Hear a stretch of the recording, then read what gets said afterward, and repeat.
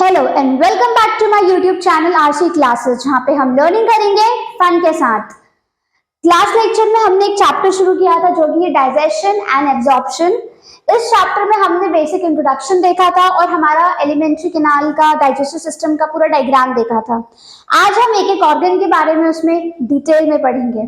तो आज हम पहले शुरू करेंगे कि हमने ये देखा था कि हम सबसे पहले जब फूड खाते हैं, खाना खाते हैं, तो हमारा जो खाना खाते हैं हम कहाँ से खाते हैं? माउथ। तो हमारा एलिमेंट्री कैनाल का जो फर्स्ट ऑर्गन होगा वो है हमारा माउथ।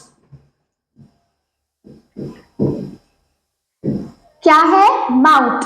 तो माउथ क्या है? सो mouth is the opening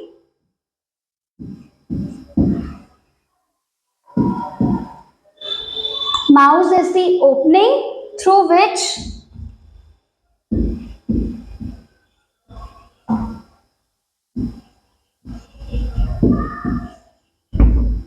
you intake food. Through which you intake food. तो माउथ क्या है? ओपनिंग है जिसके थ्रू हम खाना हमारी बॉडी के अंदर जाता है ना। तो इस प्रोसेस को हम क्या बोलते हैं? Ingestion. So this process is known as ingestion. तो भाई इंजेशन तो हो गया,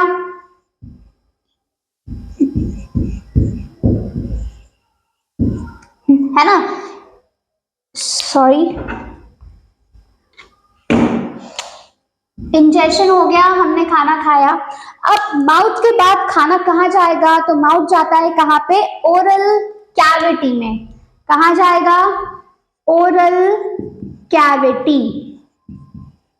एंड ओरल कैविटी को हम बक्कल कैविटी भी बोलते हैं। क्या बोलते हैं? बक्कल कैविटी और माउथ कैविटी। क्या बोलते हो आप उसे? Mouth cavity.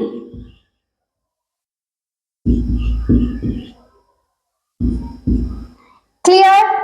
तो क्या हुआ? माउथ से हुआ इंजेशन। अब खाना कहाँ गया? ओरल कैविटी में, जिसे हम बक्कल कैविटी भी बोलते हैं और माउथ कैविटी भी बोलते हैं।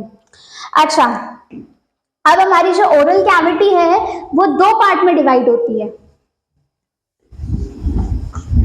किसमें डिवाइड होती है हमारी oral cavity? It is divided into two parts. एक है आपका vestibular part, just a moment, number 2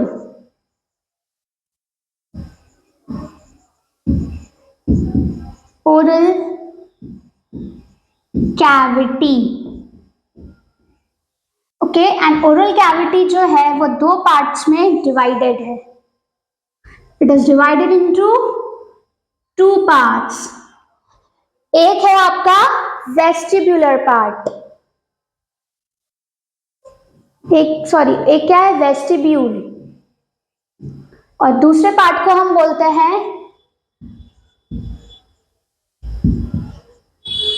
oral cavity proper. क्या बोलेंगे हम? Oral cavity proper. तो हमने खाना खाया माउथ के थ्रू, है ना। अब मुंह से खाना कहाँ गया? हमारे ओरल कैविटी में। अब हमारा जो ओरल कैविटी है उसे हमने दो पार्ट में डिवाइड कर दिया। एक है वेस्टिब्यूल एंड दूसरा है ओरल कैविटी प्रॉपर। तो पहले हम देखते हैं कि वेस्टिब्यूल कौन सा पार्ट है। तो हम देखो, आपका जो ये माउथ है, अंदर वाला जो बक्कल कैविटी है, इसमें से लिप्स जो आपकी टंग है हम उसे रिमूव कर दे तो अंदर जो एरिया बचा, जो खाली जगह है, जहां पे अगर आप अपनी टीथ हमारी जो टंग है उसे हम चारों तरफ घुमा सकते हैं इस तरीके से, है ना। आप क्या कर सकते हो? इसे घुमा रहे हो, है ना। तो ये जो खाली जगह है इसे हम क्या बोलते हैं? वेस्टिब्यूल। राइट? बक्कल कैविटी की जो कैविटी है, बेसिकली जो खाली जगह है ये, इसे हम क्या बोलते हैं अंदर? Vestibule area. तो वेस्टिब्यूल एरिया कौन सा एरिया है? So it is the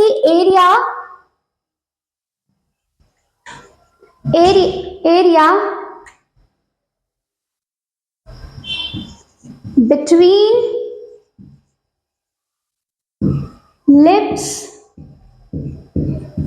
teeth and cheeks.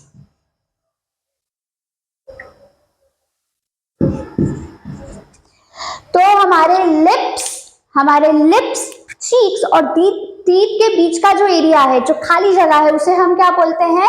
Vestibule. This space is known as your vestibule. Vestibule में और क्या होता है? सो वेस्टिब्यूल में होता है हमारे सलाइवरी ग्लैंड्स प्रेजेंट होते हैं. आपके वेस्टिब्यूल में क्या प्रेजेंट होते हैं? Salivary glands.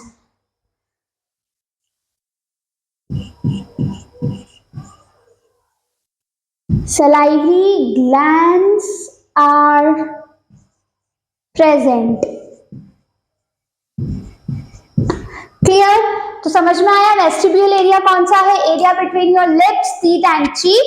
और यहाँ पे हमारे सारे के सारे सलाइवरी ग्लैंड्स, मतलब तीनों सलाइवरी ग्लैंड्स प्रेजेंट होते हैं. नेक्स्ट है ओरल कैविटी प्रॉपर. तो जहां पे हमारे टीथ खत्म होते हैं, टीथ के पीछे वाला जो एरिया होता है, उसे हम क्या बोलते हैं? Oral cavity proper. So area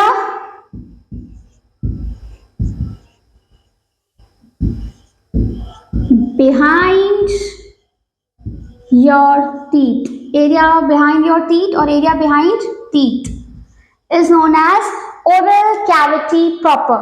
तो वो एरिया जो दांतों के पीछे होता है उसे हम बोलते हैं oral cavity proper.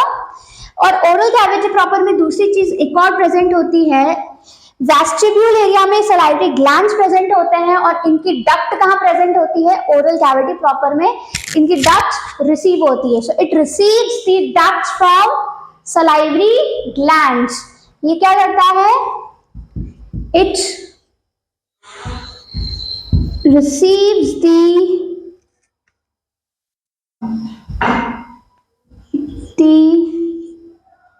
ducts from salivary glands. तो सलाइवरी ग्लैंड से जितनी भी डक्ट्स आती हैं उसे ये क्या करता है? रिसीव करता है. क्लियर? आया समझ में? क्या कि ओरल कैविटी प्रॉपर में एक तो area behind your teeth and next is कि ये receives the duct from your salivary gland. So salivary gland से डक्ट कहाँ जाके ओपन होती है? आपके ओरल कैविटी प्रॉपर में. आया समझ में? अब ओरल कैविटी प्रॉपर में एक ऑर्गन, एक छोटा सा स्ट्रक्चर होता है. ये वाला पार्ट में मिटा देती हूँ. नाउ आपका जो ओरल कैविटी प्रॉपर है, अगर आपने इमेज देखी होगी अपने खुले हुए मुंह की, है ना? जब हम पूरा मुंह खोलते हैं तो हमें मुंह में मीन्स हमारी जो बेसिकली इस एरिया में, है ना, हमारा जो ओरल कैविटी प्रॉपर है दांतों के पीछे वाले एरिया में, when you open your mouth, तो हमें क्या दिखाई देता है? हमें दिखाई देता है एक यू शेप स्ट्रक्चर. क्या दिखाई देता है आपको? इस तरीके की घंटी लटक रही होती है हमारे गले के अंदर, है ना? ये क्या है? आपका एक यू शेप स्ट्रक्चर है और इस यू शेप स्ट्रक्चर को हम क्या बोलते हैं? इव्यूला. क्या बोलते हो आप इसे? इव्यूला. और ये कहाँ प्रेजेंट होता है? हमारी ओरल कैविटी प्रॉपर में, राइट? अगर आप ओपन माउथ देखें तो हमारा जो मुंह है ना, यहाँ पे प्रेजेंट होता है एक बेल लाइक स्ट्रक्चर है. ये यू शेप का स्ट्रक्चर है, घंटी जैसा लटकता रहता है. इसे हम क्या बोलते हैं? इव्यूला. अगर आप अपना पूरा मुंह, बड़ा सा मुंह खोलोगे ना तो वो आपको दिखाई देगा अगर मिरर में, तो वो लटका हुआ दिखाई देता है. That is known as your uvula. अच्छा, इसका फंक्शन क्या है? ये क्यों प्रेजेंट होता है? इसका फंक्शन क्या है? तो बेसिकली पहले तो हम लिख लेते हैं ये स्ट्रक्चर का क्या नाम है? ओविला. दूसरा ये क्या है? यू शेप्ड स्ट्रक्चर है. U shaped structure. ठीक है? इसका काम क्या होता है कि ये हम जो खाना जब स्वॉलो करते हैं ना, हम जो खाना निगलते हैं, स्वॉलो करते हैं, तो ये खाने को नोज के थ्रू वापस आने में, नाक से बाहर निकलने से रोकता है. थोड़ा वेयर्ड लग रहा होगा कि सुनने में कि खाना नाक से बाहर आ रहा है, बट ऐसा कभी कभी होता है कि देखो, इसे अगर आप अगर हम एक नॉर्मल डायग्राम से समझने की कोशिश करते हैं इसे, जस्ट अ मोमेंट, है ना? ये क्या हो गई आपकी nasal cavity, this is your nasal cavity, मतलब नोज के थ्रू जो कैविटी गई है नाकों के अंदर, इसे हम बोलेंगे नेसल कैविटी, राइट। ये नोज के थ्रू जो कैविटी गई अंदर, इसे नेसल कैविटी बोली। अब मैं जो ब्लू कलर से बना रही हूँ, this is your buccal cavity. ये क्या है आपकी बक्कल कैविटी, है ना। यहाँ नोज है, नोज के थ्रू आपकी कैविटी गई, यहाँ पे लिप्स आपके माउथ है, इसके थ्रू आपकी बक्कल कैविटी गई। अब यहाँ जो बक्कल कैविटी होती है, ये जो दोनों हमारी कैविटीज है, ये जो दोनों जो है जाके एक कॉमन स्ट्रक्चर पे खुलती है। जो मैंने आपको डाइजेस्टिव सिस्टम का जो डायग्राम पढ़ाया था, उसमें मैंने आपको बताया था कि एक कॉमन पैसेज होता है, राइट। एक कॉमन पैसेज होता है, this is known as your pharynx. हमने पढ़ा था फेरिंग्स क्या है, कॉमन पैसेज है for your air and food, ठीक है। एयर और फूड के लिए कॉमन पैसेज क्या हो गया आपका, फेरिंग्स। और ओविला जो होता है वो कहाँ प्रेजेंट होगा, यहाँ बक्कल कैविटी के यहाँ पे यू शेप स्ट्रक्चर इस तरीके से प्रेजेंट होता है। अब इसका काम क्या, अभी मैंने बताया कि ये खाने को नोज के थ्रू वापस आने बाहर निकलने से रोकता है। कैसे, देखो ये नेसल कैविटी से यहाँ से आपकी एयर गई अंदर, यहां से आपने खाना लिया, फूड इंजेक्शन किया, राइट। अब फूड आया कहाँ, यहां से थ्रू जाएगा कहाँ, फेरिंग्स में। फूड को जाना कहाँ चाहिए, फेरिंग्स में। रास्ते उसके पास दो हैं, एक ये एंड वो यहाँ भी जा सकता है। तो नोज के थ्रू खाना बाहर ना आ जाए, इसलिए ये जो ओविला होता है ये क्या करता है, आपकी जो नेसल कैविटी है ना, नेसल कैविटी को क्या कर देता है, इस तरीके से यहाँ पे आके अटैच हो जाता है। जब आप खाना खाओगे ये ऐसे लटक रहा है, इट इज योर लाइक, अगर इसे हम ओविला समझे तो ये क्या है, अभी इट्स ये हैंगिंग, राइट। अब जैसे ही आप खाना खाओगे तो ये क्या करेगा, नेसल कैविटी को इस तरीके से कवर कर देगा, तो खाना डायरेक्टली आपका कहाँ जाएगा, फेरिंग्स के अंदर, और फेरिंग्स से ईसोफेगस में। आया समझ में। तो ओविला का फंक्शन क्लियर है कि वो क्या कर रहा है, it preventing the food to come out through the nasal cavity. Nasal cavity से खाने को बाहर आने से ये रोक रहा है। कैसे रोक रहा है, आपने खाना खाया तो आपका जो ये ओव्यूला है जो कि यहाँ पे हैंग कर रहा है, ये यहाँ पे जाके क्या हो जाएगा, अटैच हो जाएगा, ठीक है। और इस एरिया को बंद कर देगा और खाना हमारा डायरेक्टली नीचे चला जाएगा। आया समझ में। तो अगर हम ओव्यूला का फंक्शन लिखे यहाँ पे, तो इसका फंक्शन क्या है, during swallowing, during swallowing, sorry, during swallowing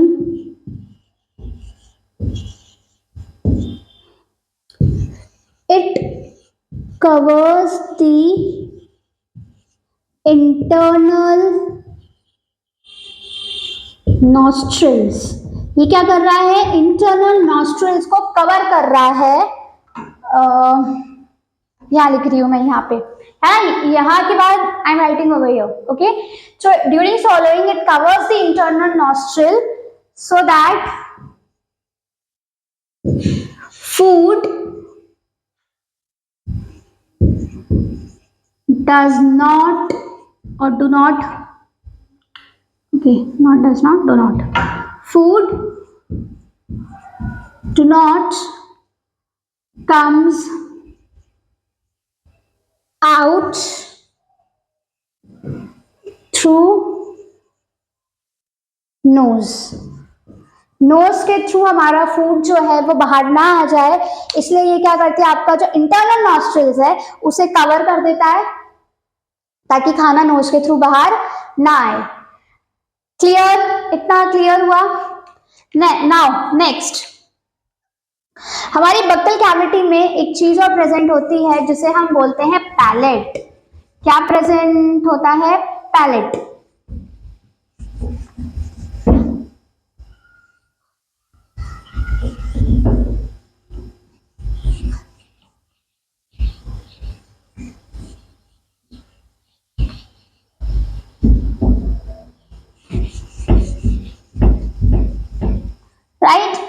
आपके इस पे क्या प्रेजेंट होता है, पैलेट।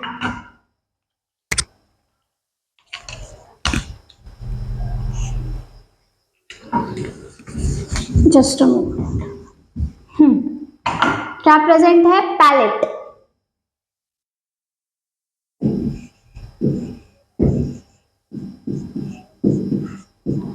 पैलेट क्या है, roof of your buccal cavity. हमारी बक्कल कैविटी का क्या है, ये roof, roof of buccal cavity, buccal cavity का रूफ है।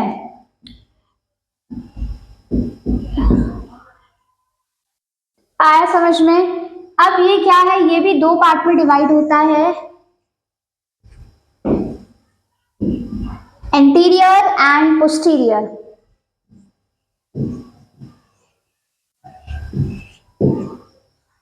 Anterior, posterior. अच्छा, पैलेट क्या है, देखो आप लोग, आपकी जो टंग है उसे ऊपर की तरफ टच करने की कोशिश करो, तो आपको एक रूफ जैसा फील होगा कि हाँ ऊपर एक रूफ लाइक स्ट्रक्चर है, तो वो क्या है, पैलेट।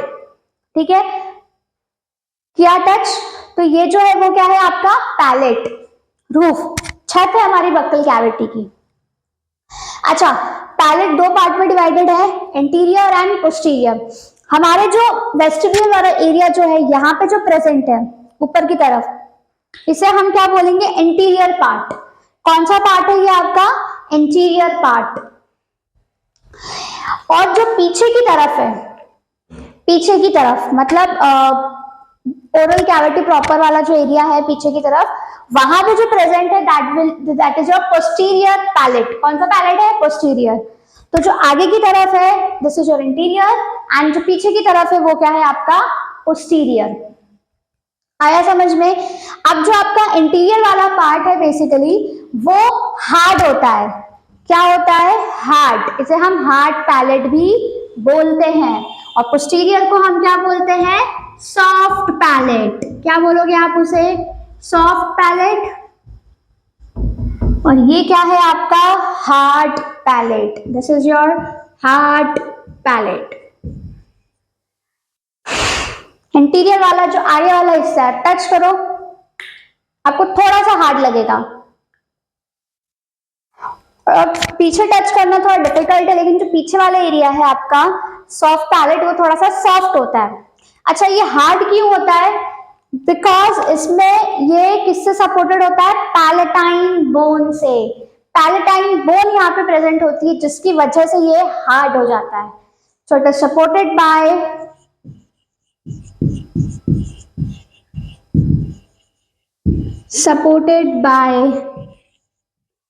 पैलेटाइन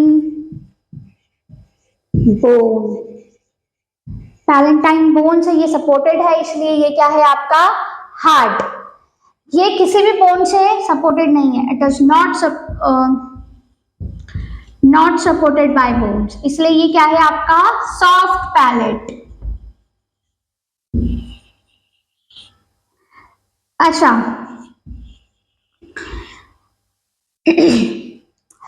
आपने, हम जब कोई भी चीज गरम गरम खा लेते हैं, गरम गरम चाय पी लेते हैं, गरम गरम कॉफी पी लेते हैं, तो क्या होता है, हमारा जो ऊपर वाला एरिया होता है वो जलता है ना।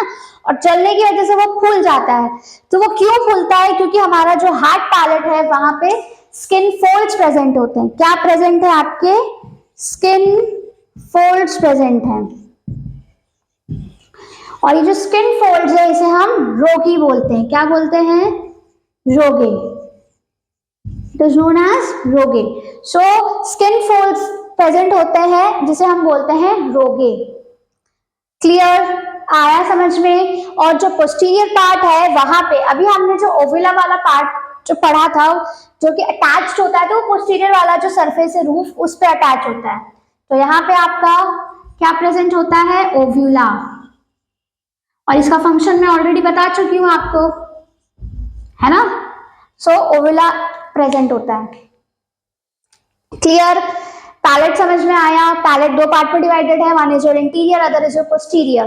इंटीरियर वाला जो पार्ट है वो हमारा आगे वाला पार्ट है, रूफ, और पीछे वाला जो है वो पोस्टीरियर है।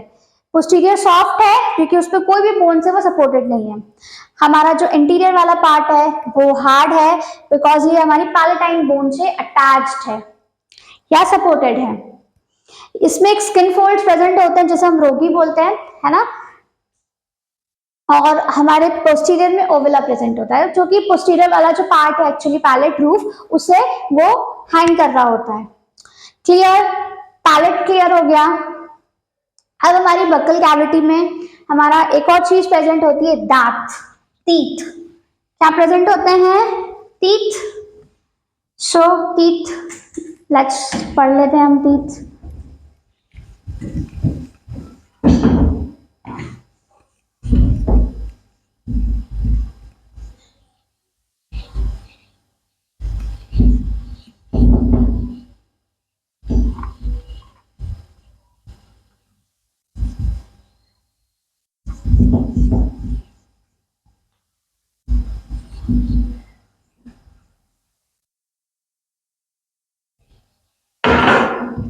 टीथ।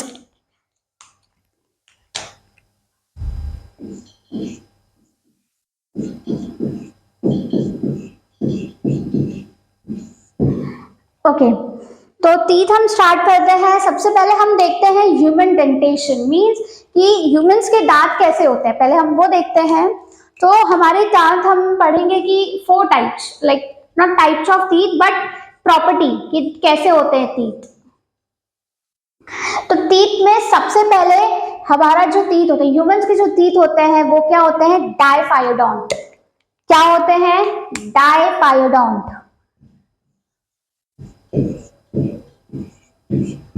डाइफायोडोंट। क्लियर? क्या होते हैं हमारे दांत? डाइफायोडोंट। डाइफायोडोंट का मतलब ये होता है कि दे appears twice in a life, मतलब हमारे दांत 2 बार आते हैं। हम बचपन में बोलते हैं ना कि बचपन में दूध के दांत होते हैं, वो टूटते हैं, उसके बाद परमानेंट टीथ आते हैं। क्लियर? तो मतलब हमारे लाइफ में 2 बार दांत आते हैं, इसलिए हम हमारे दांत क्या होते हैं? डाइफायोडोंट, बिकॉज टीथ अपीयर्स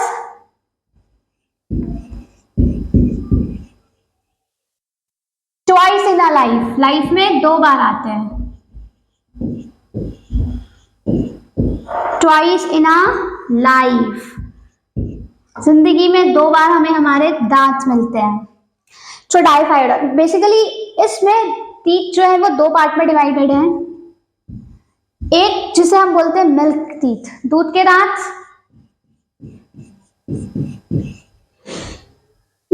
ऐसा नहीं, मिल्क टीथ, या फिर आप उसे बोलोगे डेसिडियस टीथ, या फिर आप इसे क्या बोलोगे? Temporary teeth, sorry, temporary teeth. और एक होते हैं permanent teeth. One is your permanent teeth. तो बेसिकली जो मिल्क या डेसिडियस टीथ होते हैं वो बचपन में टूट जाते हैं एक बार, तो दोबारा जो टीथ आते हैं, है ना, एक बार आपके टीथ आए, वो टूटने के बाद जो टीथ आते हैं उन्हें हम बोलते हैं परमानेंट टीथ। और एक बार अगर मान लो आपके परमानेंट अगर टीथ टूट गए तो वो वापस नहीं आते। अगर वो टूट गए बाय चांस, एक्सीडेंट या इन एनी केस अगर ये टीथ टूट जाते हैं तो इनकी जगह कौन सा लगते हैं? हमारे नकली दांत लगते हैं। लेकिन आपके ओरिजिनल दांत कभी भी परमानेंट टीथ जो एक बार टूटने के बाद नहीं आते। क्लियर? डाइफायोडोंट। नेक्स्ट,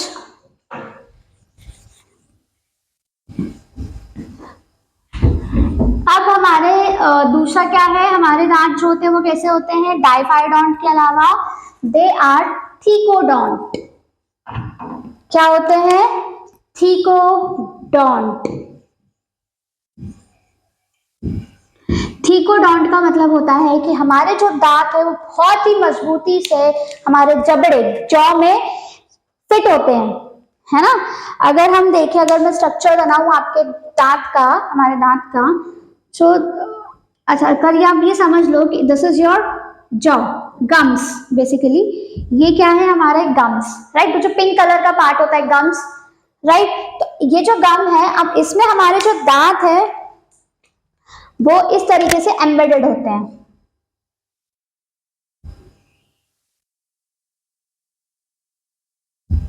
ये इस तरीके से जो टीथ है वो एम्बेडेड होते हैं हमारे जॉ बोन में इतनी मजबूती से कि हिलाने पर भी नहीं हिलेंगे।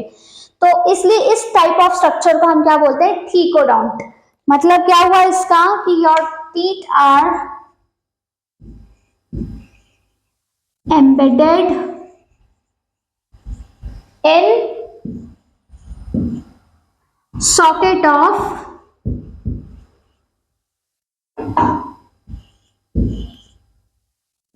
Jaw bone, right. जो आपके जॉ या गम्स जो हैं जबड़ा, वहां पे ये मजबूती से अटैच होते हैं, जुड़े हुए होते हैं, राइट। टीथ का जितना part, basically one third part teeth का हमें बाहर दिखता है, हमारे टीथ बहुत बड़े होते हैं। वन थर्ड आपको ऊपर की तरफ दिखेगा, बाकी उसके अंदर जॉ के अंदर वो एम्बेडेड होता है। क्लियर, आया समझ में। नेक्स्ट प्रॉपर्टी, ये तो होगी आपकी दूसरी की थीकोडोंट होते हैं। थर्ड कि टीथ जो होते हैं वो क्या होते हैं, दे आर, हमारे टीथ होते हैं हेट्रोडोंट।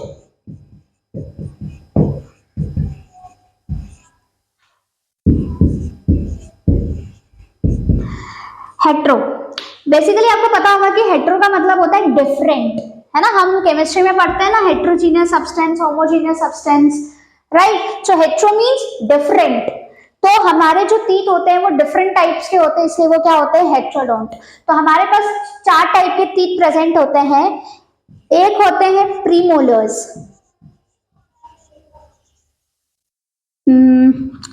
देखो, start from incisor. First is your incisor,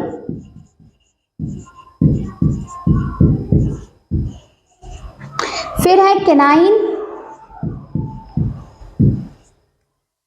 फिर होते हैं इंसीजर, केनाइन, प्रीमोलर्स, फिर लास्ट में आते हैं आपके मोलर्स,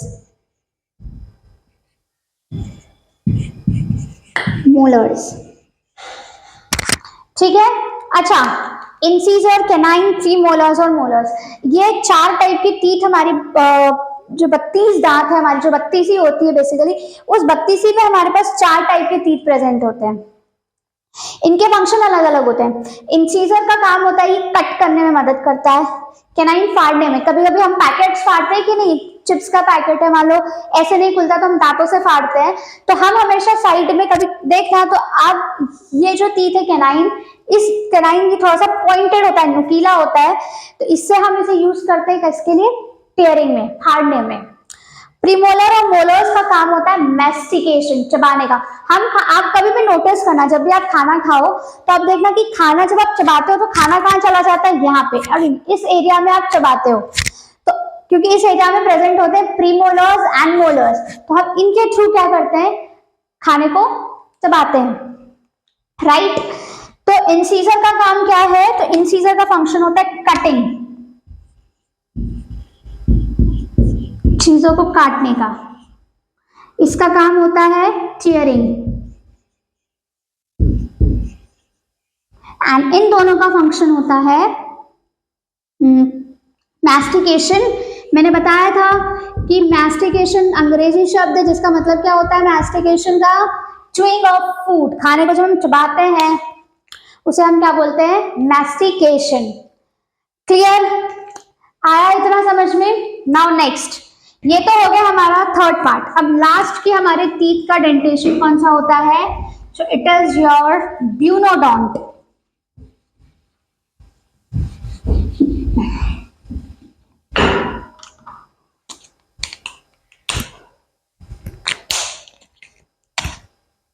फोर्थ है ब्यूनोडोंट।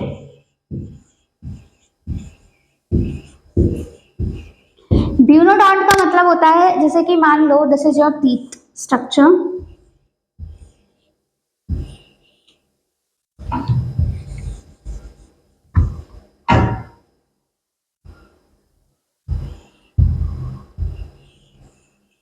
ठीक है, अगर इसको आप मान लो कि it is your teeth, right, तो ये जो टीथ है आपका, ये वाला जो, ये जो टीथ है, तो यहाँ पे ये जो स्ट्रक्चर है ना, ये सब cusp, cusp like structure present, और ये ब्लंट होते हैं, मींस ये ज्यादा नुकीले नहीं होते हैं, है ना। तो यहाँ पे क्या प्रेजेंट होता है, ब्लंट कस्प। ब्लंट मींस कि ज्यादा नुकीले नहीं होते हैं, एकदम प्लेन होते हैं हमारे टीथ, तो इसलिए हम इन्हें क्या बोलते हैं, ब्यूनोडॉन्ट। क्लियर। तो अब टीथ डेंटेशन समझ में आया।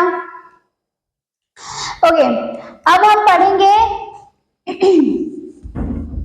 क्या पढ़ेंगे, हम पढ़ेंगे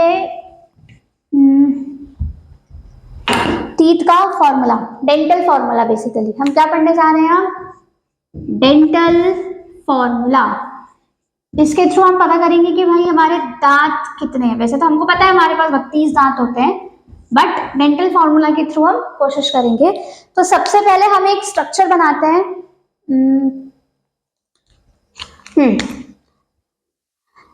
you open your mouth like this, right, हम मुंह ऐसे खोलते हैं, ये ठीक है, ये मैंने खोला मुंह, थोड़ा सा, मामा रुको,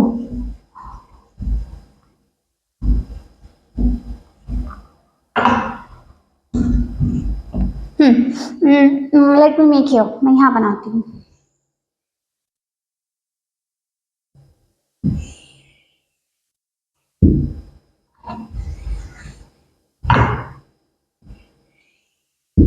ये ठीक है। अब इसको आप डिवाइड करो 4 पार्ट में, 4 क्वाड्रेंट में, 4 पार्ट में, जो भी बोलना है। 4 इसलिए कि ये ऊपर वाला आपने मुंह खोला, तो आधे दांत ऊपर आधे दांत नीचे, राइट। तो जो ऊपर वाला एरिया है उसे भी हमने हाफ में डिवाइड कर दिया, नीचे वाला जो एरिया है इसको भी हाफ में डिवाइड कर दिया। हाफ में मीन्स हाफ यहाँ से शुरू हो रहा है, ठीक है, आधे दांत ये इधर गए, आधे इधर गए, अपर के आधे दांत आपके इधर चले गए, हाफ इधर एंड हाफ इधर, right. This is your first quadrant, this is your second, third and fourth.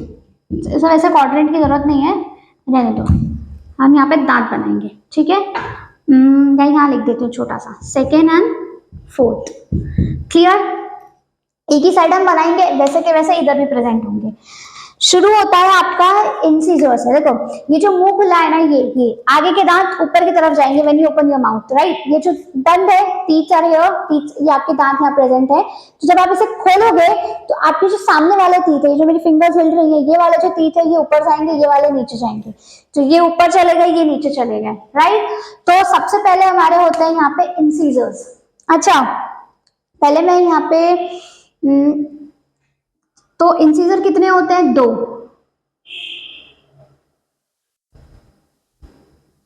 तो आपके पास मान लो दीज आर योर 2 इंसीजर्स, ठीक है। एक कैनाइन है, यू हैव वन कैनाइन, और कैनाइन जो होते हैं थोड़े से पॉइंटेड होंगे, थोड़े से पॉइंटेड होते हैं, मतलब पॉइंटेड तो नहीं होंगे लेकिन थोड़े से लॉन्ग होते हैं, सो वो टेयरिंग में इजीली हेल्प करते हैं। One canine. 3 होते हैं premolars, 1 2 3, 3 premolars, sorry 2 premolars, 2 premolar होंगे एंड 3 मोलर होंगे,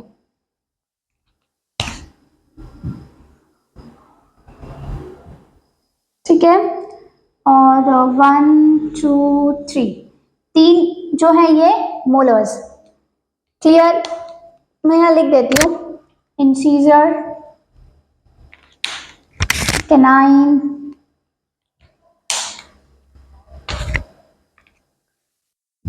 प्रीमोलर एंड मोलर। सेम ऐसा का ऐसा यहाँ शुरू होगा, है ना। यहाँ पे आपके आ जाएंगे 3 मोलर्स, फिर एक आएगा, ये हो गए मोलर्स, राइट। फिर यहाँ पे हो जाएगा एक प्रीमोलर, फिर एक आपका होगा थोड़ा सा पॉइंटेड स्ट्रक्चर कैनाइन, और 2 हो जाएंगे आपके इंसीजर। 2 क्या हो गए आपके इंसीजर। सेम ऐसा का ऐसा यहाँ होगा, half half half and half. अच्छा, डेंटल फॉर्मूला क्या होता है आपका? तो डेंटल फॉर्मूला ये होता है हाफ अपर जॉ, हाफ लोअर जॉ, है ना, into 2। This is your dental formula. ये आपका क्या है? Dental formula. क्या है आपका dental formula? Half upper half lower into 2 कर दोगे तो दोनों हो जाएंगे। आया समझ में? Half upper half lower into 2। Formula दिख गया। अब सबसे पहले तो हम कैलकुलेट करते हैं। अगर हम शुरू करें, हम अगर इन्फेंट की, हम बचपन से शुरू करते हैं, जब हम बच्चे हैं, इन्फेंट, राइट? तो जो इन्फेंट है, इन्फेंट, उसका डेंटल फॉर्मूला क्या होगा? थोड़ा सा मैथ्स करेंगे। इन्फेंट,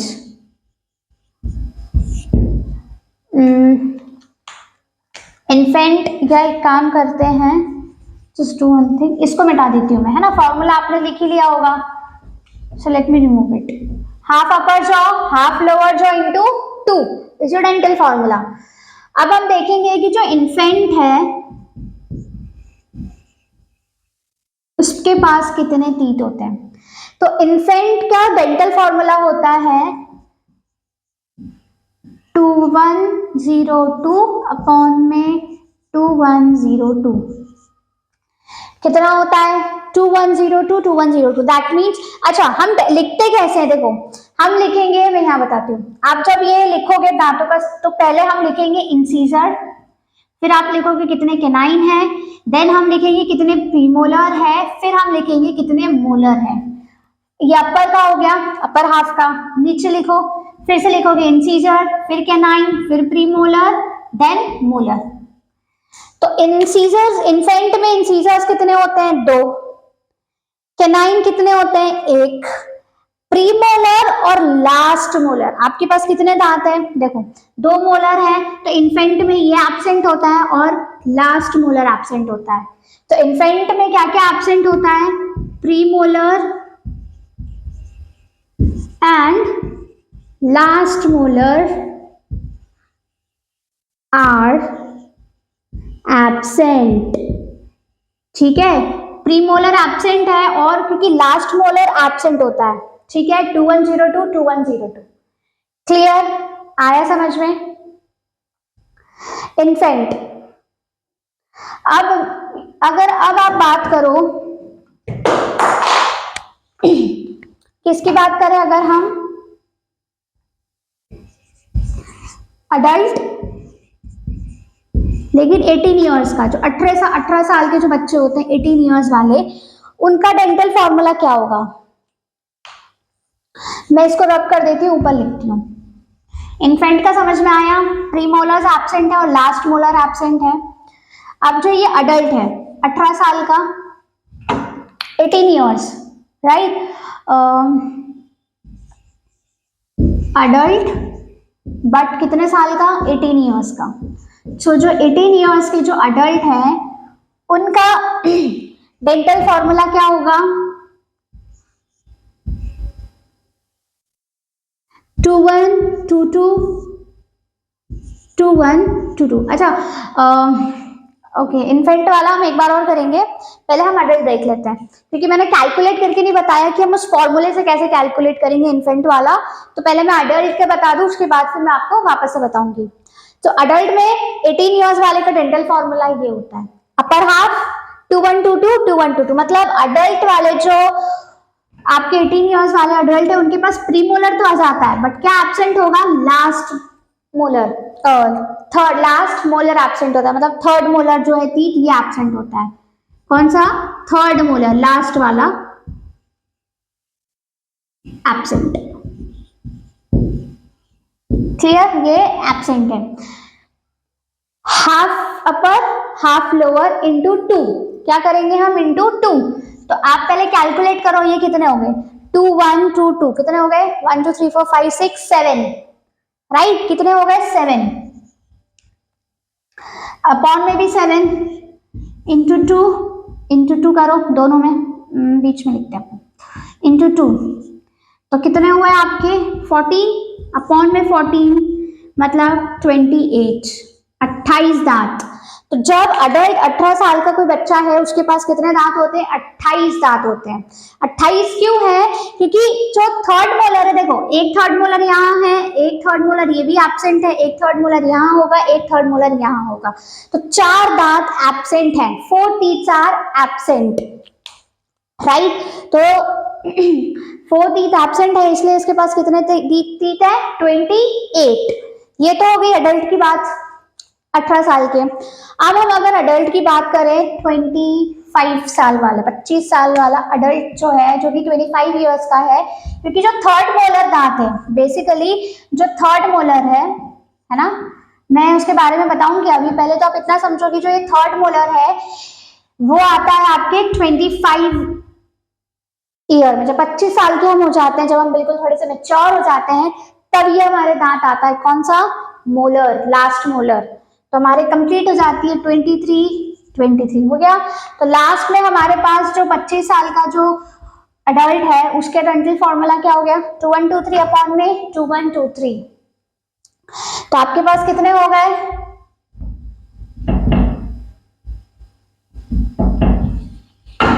कितने हो गए? 2123 प्लस 2123, 8 अपॉन 8, 8 हो गए कि नहीं? तो 8 इंटू 2 16 अपॉन में 16, तो हमारी क्या आ गई है? 32। तो जब हम 25 साल के हो जाते हैं, जब जाके हमारी क्या आती है? 32 आती है। बोलते ना 32 दांत दिखाओ, 32 teeth आ जाते हैं। क्लियर? आया समझ में? तो यहाँ तो भाई आपकी 32 आ गई। अब एक बार हम जो इन्फेंट है, बच्चे, उनका कैलकुलेट कर लेते हैं। Let us calculate it.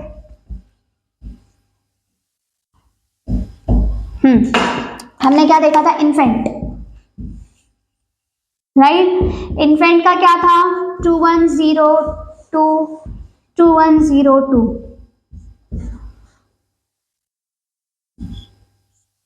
5, that is 5 by 5 into 2,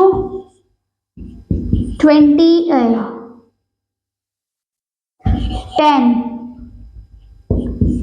10 means 20, 10 ऊपर 10 नीचे। तो इन्फेंट में 20 दांत होते हैं, 20 teeth are present in an infant। Okay, clear?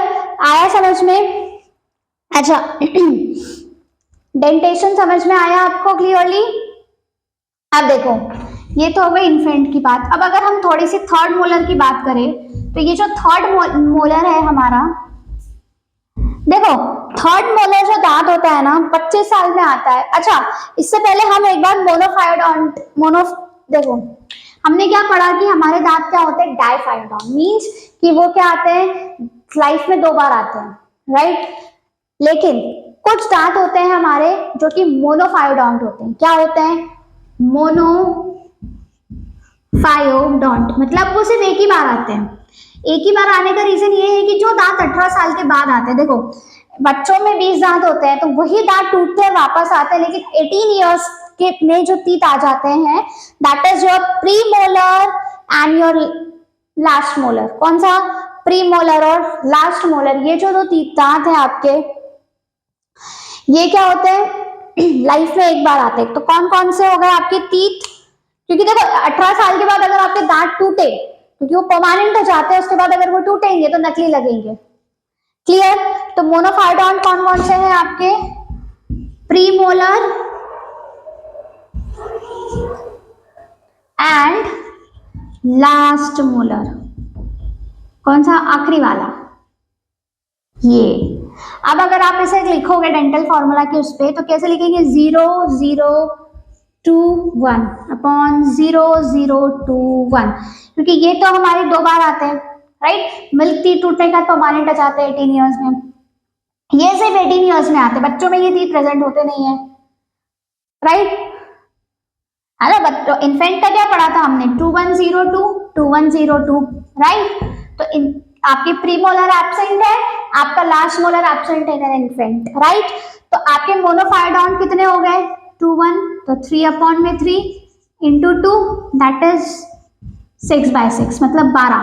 तो 12 टीथ, 12 दांत ऐसे होते हैं हमारे जो कि कब आते हैं? आपके मतलब एक बार आते हैं लाइफ में, once in a life, monophyodont teeth that appears once in a life. Clear? Monophyodont समझ में आया? अब आप एक चीज और देखो, हमारा जो मोलर है बेसिकली लास्ट मोलर, जिसे हम, ये जो लास्ट मोलर टीथ है इसे आप क्या बोलते हो? ये जो लास्ट मोलर है इसका दूसरा नाम है विजडम टीथ, विजडम टूथ। क्या बोलते हैं हम इसे? Wisdom tooth. हिंदी में बोले तो अक्कल की दाढ़। कौन सी? अक्कल की दाढ़, है ना? तो ये कब आती है? देखो जरूरी नहीं है, ये कभी कभी ऐसा होता है कि बहुत सारे लोग ऐसे होते हैं जिनमें ये आती ही नहीं है। इवन 25 ईयर्स के, 25 साल के बाद भी ये नहीं आते, और किसी किसी में ये आ जाते हैं। कौन से? अक्कल की दाढ़, दैट इज मोलर। बेसिकली ये जो टीथ टूथ है इसका कोई फंक्शन नहीं है। इनका ये क्या है, इसे आप बोलोगे कि ये क्या है? वेस्टिजियल ऑर्गन है या वेस्टिजियल टीथ है। कौन सा टीथ है ये? Vestigial teeth. जब मैंने आपको वर्मीफॉर्म अपेंडिक्स पढ़ाया था तो मैंने कहा था कि वेस्टिजियल क्या होते हैं? जो कि ऐसा ऑर्गन, ऐसा पार्ट हमारी बॉडी का जो कि हमारे एंसेस्टर्स में प्रेजेंट था और फंक्शनल था। हम में या तो वो एब्सेंट है, अगर वो प्रेजेंट है तो नॉन फंक्शनल है, उसका कोई भी फंक्शन नहीं है। तो सिमिलरली जो ये मोलर टीथ है आपका, ये वाला जो आपका मोलर है बेसिकली लास्ट मोलर, इसका हमारी बॉडी में कोई, हमारे में कोई भी फंक्शन नहीं है, इसलिए ये क्या है? वेस्टिजियल टीथ है। तो कभी कभी क्या होता है ना कि जब अक्कल की दाढ़ आती है, जो आपका विजडम टूथ अपेयर होना शुरू करता है, तो अगर मान लो ये आया और इससे आपको कोई भी तकलीफ नहीं है, कोई भी प्रॉब्लम नहीं है, तो रहेगा तो भी कोई दिक्कत नहीं। लेकिन कभी कभी कुछ कुछ लोगों में क्या होता है कि जब ये आता है ना, ये आता है क्योंकि देखो इसका फंक्शन क्या था कि ये हमारे जो एंसेस्टर्स थे, पूर्वज थे।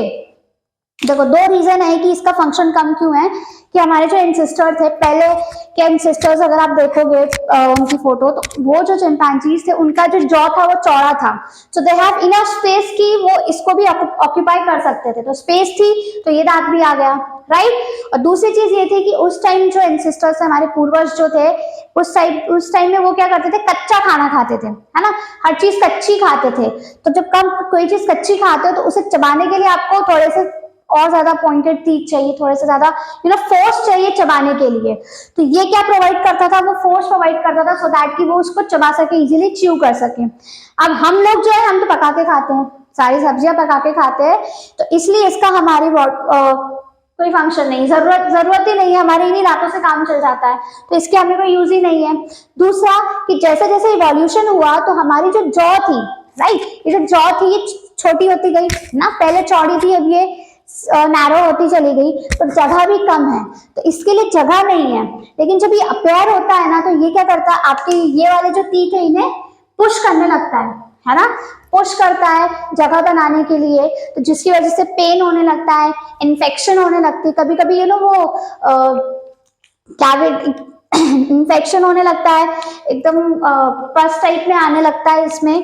तो डॉक्टर्स क्या प्रिफर करते हैं? इसे निकाल देते हैं। और निकालने का रीजन ये भी है कि इसका कोई फंक्शन ही नहीं है, तो आप इसको निकाल भी दोगे तो भी कोई फर्क नहीं पड़ेगा। लेकिन अगर ये आपको कोई तकलीफ नहीं दे रहा तो फिर इसको रखने में भी कोई दिक्कत नहीं है। क्लियर? आया समझ में मोलर के बारे में?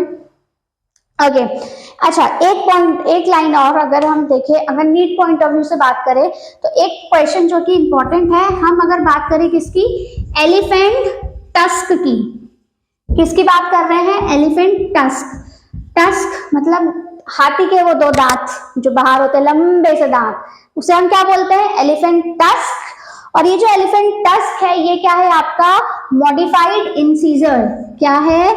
Modified incisor. इंसीजर का मॉडिफिकेशन है। क्लियर? इंसीजर का मॉडिफिकेशन है एलिफेंट टस्क। हाथी के दांत, दिखाने की कुछ और, खाने के कुछ और। तो ये जो दांत है आपके दिखाने के और दिखाने वाले बेसिकली जो दांत है, ये जो लंबे लंबे, that is your modified incisor. Clear? तो लास्ट टॉपिक ऑफ टुडे, हम टीथ का स्ट्रक्चर और पढ़ लेते हैं कि दांतों में क्या क्या प्रेजेंट होता है। That's it.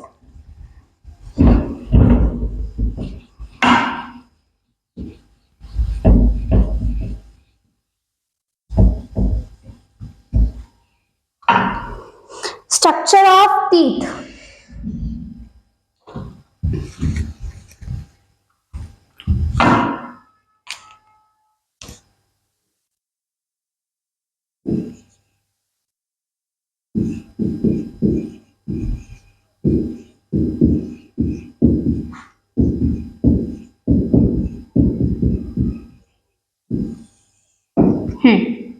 Structure of teeth. पहले तो मैं टीथ बनाऊं।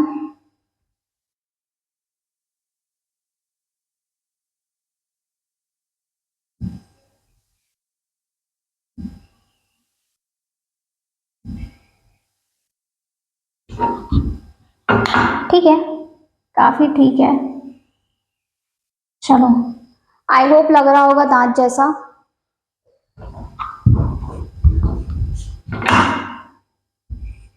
नो इशू, नो इशू, चलेगा। Okay, so this is your teeth. थोड़ा सा उसको ठीक कर दूं जरा।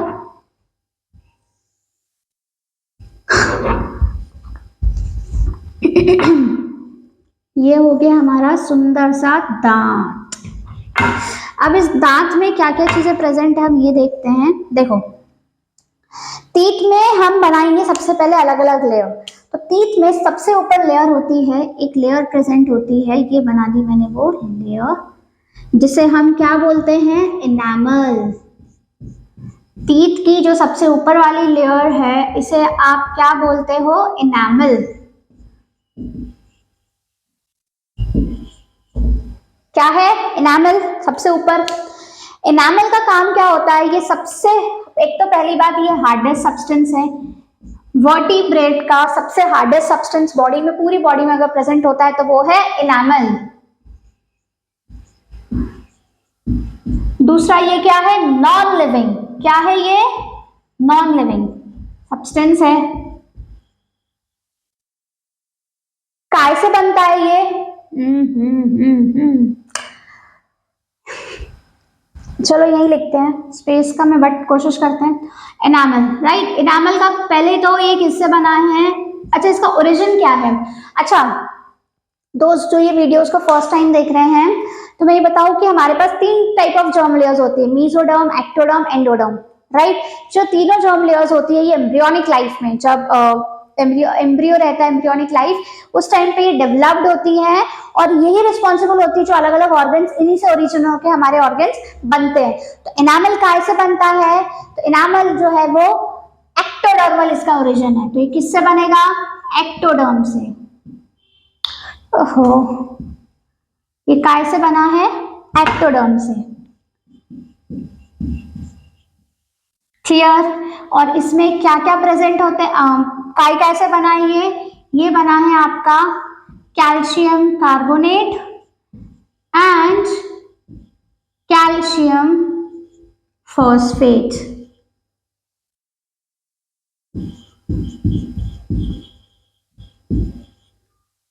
Clear. Calcium carbonate and calcium phosphate से मिलके बना है आपका इनामल। अब इसके बाद एक और लेयर आती है, एक और लेयर आएगी आपकी यहाँ पे, ठीक है। यहाँ इसको ऐसे ही रहने दो। एक और लेयर प्रेजेंट है, एंड इस लेयर को हम क्या बोलते हैं, एक्चुअली ये अमीलोब्लास्ट सेल की लेयर होती है। किसकी लेयर होती है, अमीलोब्लास्ट सेल। अमीलोब्लास्ट सेल्स की लेयर होती है, और इनका काम क्या होता है, सिंथेसिस ऑफ एनामल। ये एनामल को सिंथेसाइज करती है, सिंथेसिस,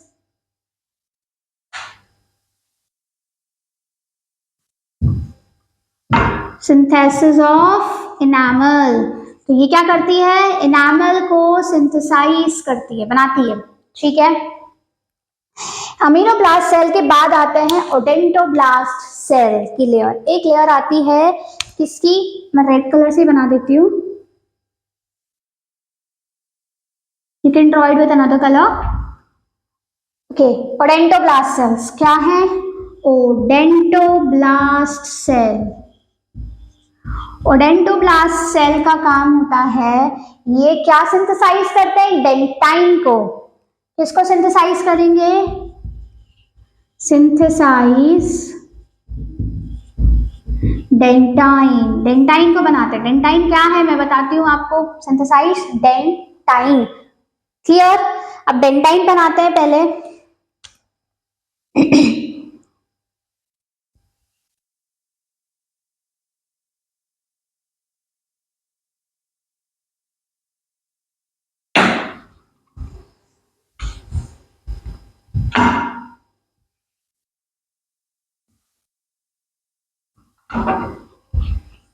थोड़ा मैं इसको नीचे कर देती हूँ ताकि पल्प कैविटी भी अच्छे से बन जाए। ये राइट, ओके।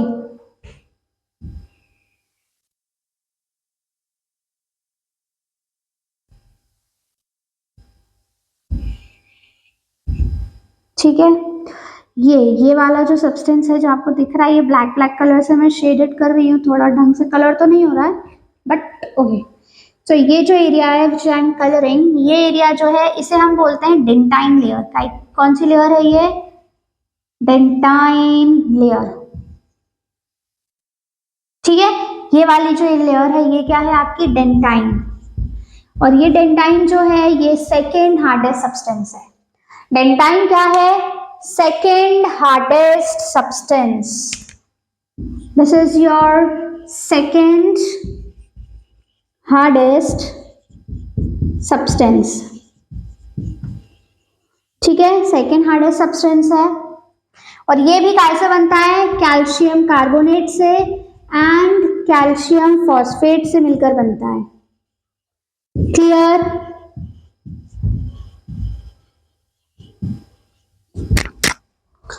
अच्छा, ये तो आया समझ में। अब ये जो एरिया है dot dot dot dot dot dot dot dot जो आपको दिख रही है, these dotted area, this is known as your pulp cavity. इसे हम क्या बोलते हैं?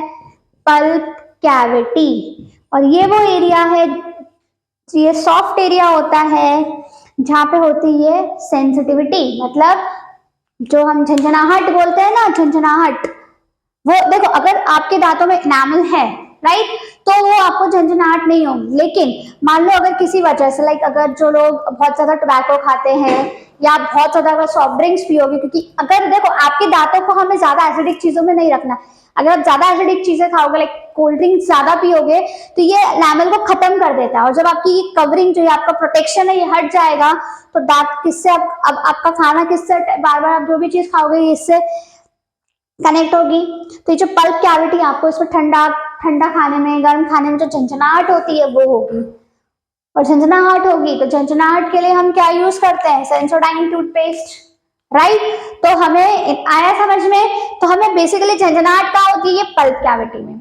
और झंझनाहट आपको कब तक नहीं होगी? जब तक कि आपका इनामल है, क्योंकि आपके वो प्रोटेक्ट करके रखेगा आपके दांतों को अंदर से, राइट। पल्प कैविटी समझ में आया? अब यहाँ पे एक ओपनिंग प्रेजेंट होती है जिसे हम बोलते हैं एपाइकल फोरामेन। आप क्या बोलोगे उसे? Apical foramen. ये क्या है? बेसिकली एक ओपनिंग है। This is your opening, right. This is your opening जहां से nerves, blood vessels, lymphatic vessels जो है वो यहां से हमारे पल्प कैविटी के अंदर एंटर करती है। ये मैंने नर्व्स बना दी है। These are your blood vessels, nerves। ये हमारी यहाँ से एंटर करती है into your pulp cavity। अब जब यहाँ पे nerves प्रेजेंट है तो यहाँ तो आपको क्या होगा? झंझनाहट महसूस होगी। तो पल्प कैविटी में क्या क्या प्रेजेंट होता है? तो पल्प कैविटी में होते हैं ब्लड वेसल्स, यहाँ नर्व्स प्रेजेंट होगी, और प्रेजेंट होता है लिम्फेटिक नर्व्स। क्या प्रेजेंट है? Lymphatic nerves. क्लियर? इसे एक बार आप चाहो तो स्क्रीनशॉट ले लो, बिकॉज मैं सभी रब करने वाली हूँ, मुझे एक दो चीज और बतानी है इसमें। ओके, मैं रब करती हूँ यहाँ से, इसको पूरा ही रब करना पड़ेगा मुझे। तो लेयर्स आपको समझ में आ गई, पल्प कैविटी वगैरह सब समझ में आया। अब देखो, हमें ये पता है हमारा जो दांत है, टीथ, राइट। आपका जो ये टीथ है,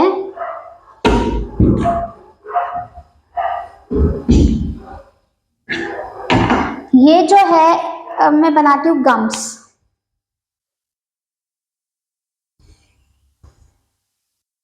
दिस इज योर गम। ये क्या है? गम्स, जो पिंक पार्ट, राइट, जो पिंक पार्ट है आपके दांतों का जिसमें दांत एम्बेडेड होते हैं, इसे आप क्या बोलते हो? गम्स या जिंजीवा। जिंजीवा, राइट। इसमें आपका सॉकेट जो ये है अटैच होता है टीथ। अच्छा, ये वाला जो पार्ट आपको दिख रहा है, ये वाला पार्ट यहाँ पे प्रेजेंट होती है, जो गम्स को टीथ से जोड़ता है। यहाँ पे एक डेंटल टिश्यू प्रेजेंट होता है, हार्ड डेंटल टिश्यू जिसे आप बोलते हो। तो इसे हम क्या बोलते हैं? सीमेंटम। सीमेंटम, आप इसे क्या बोलते हो? सीमेंटम। तो ये क्या करता है? ये जो ये गम है इसे हमारे टीथ से अटैच करता है, तो इस लेयर को हम क्या बोलते हैं? सीमेंटम। सीमेंटम क्या है? आपका एक हार्ड डेंटल टिश्यू है बेसिकली, ठीक है। इसको कौन, ये किससे बनके बना है? तो इसमें आपके सीमेंटोसाइट सेल्स प्रेजेंट होते हैं। बहुत सारे सीमेंटोसाइट सेल्स जो होते हैं, ये सीमेंटोसाइट सेल्स हैं जो कि मिलकर क्या बनाते हैं? आपका सीमेंटम। सीमेंटम का काम आपको समझ में आया? ये क्या करता है? गम्स या फिर जिंजीवा जिसे हम बोलते हैं, उसे हमारे टीथ से अटैच करते हैं। एक पतली सी टिश्यू की लेयर होती है। क्लियर? तो this was with the overall structure of your teeth. So ये आज का हमारा लास्ट टॉपिक था। Thank you so much. अगर आपको मेरा ये लेक्चर समझ में आया हो तो प्लीज प्लीज मेरे चैनल को लाइक कीजिए, शेयर कीजिए और सब्सक्राइब कीजिए और बेल आइकन को दबाना मत भूलिएगा। और अगर आपको इससे रिलेटेड कोई भी डाउट हो तो कमेंट बॉक्स में आप मुझसे शेयर कर सकते हैं या कमेंट कर सकते हैं, तो मैं आपके डाउट को नेक्स्ट लेक्चर में सॉल्व करने की कोशिश करूंगी। Thank you.